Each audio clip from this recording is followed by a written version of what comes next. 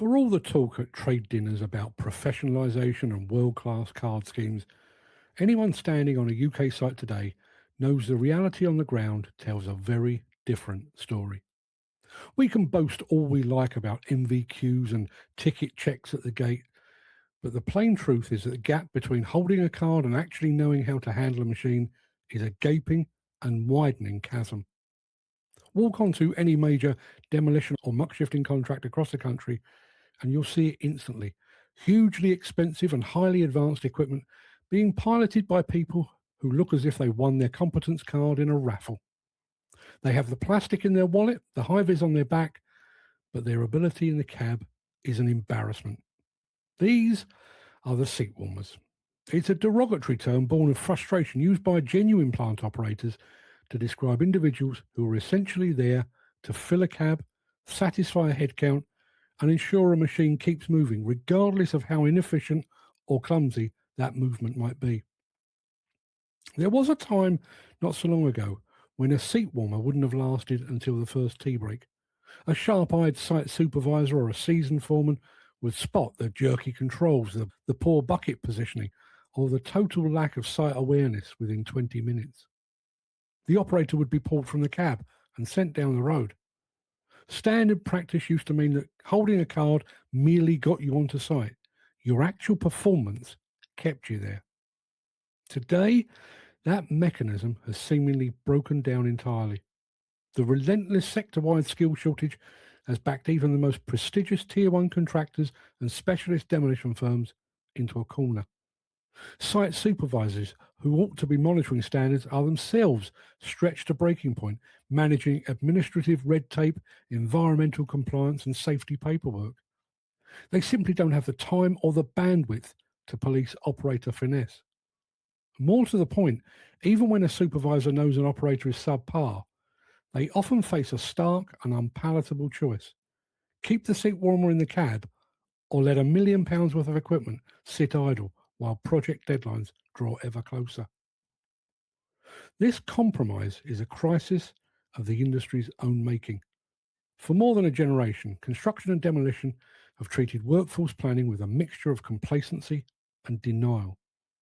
We watch the average age of our skilled workforce creep steadily upwards while doing precious little to make the industry more appealing to younger generations.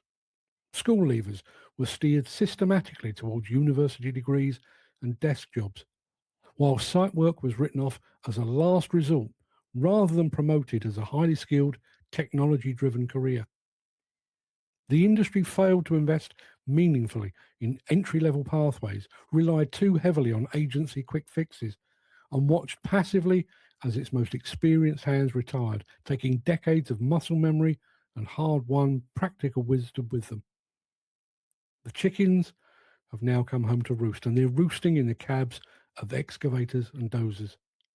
To keep project schedules on track, firms are turning a blind eye to obvious deficiencies in skill. As long as an operator possesses a valid card to clear their health and safety audit, management is apparently willing to overlook the skills lacking behind the levers. The consequences of this operational compromise ripple far beyond simple project delays. On a busy, high-risk demolition or muck shifting site, an incompetent operator is a constant threat. A machine operated without true control or spatial awareness puts ground workers, banksmen, and neighbouring structures at immediate risk. Modern heavy machinery is safer, more comfortable, and more advanced than ever before, but technology simply can't compensate for a lack of basic seat-of-the-pants judgment. And beyond the immediate safety implications, there's a toxic toll being taken on workplace morale. The UK demolition and plant sectors have historically been built on deep, quiet pride of workmanship. Good operators take immense satisfaction in their precision, their speed, and their ability to read a site. Today, those same experienced operators find themselves forced to act as unpaid babysitters. They spend their shifts double-checking the work of the seat warmer beside them, stepping in to fix mistakes or taking on the high-risk technical manoeuvres that their supposedly certified colleague simply can't handle. Watching a less skilled worker receive the exact same day rate while delivering half the output and double the risk is a guaranteed way to destroy on site morale. It breeds cynicism among the veterans and sends clear, damaging message across the site. Standards and craft no longer matter. Only attendance counts. And ultimately, the phenomenon of the seat warmer exposes a deep hypocrisy at the heart of our industry. We parade our accreditation schemes, our safety charters, and our commitment to absolute competence at every conference and trade dinner. Yet when the real world commercial pressures collide with those high ideals, the standards are quietly shelved. By allowing cards to proxy for true capability, we undermine every genuine effort made over the last 30 years to professionalise our trade. If the UK demolition and construction sectors are to regain their integrity, we need to confront the uncomfortable truth sitting in our cabs. Meeting a staffing quota with an unfit operator is not a solution. It's merely short-term borrowing against safety, morale, and productivity.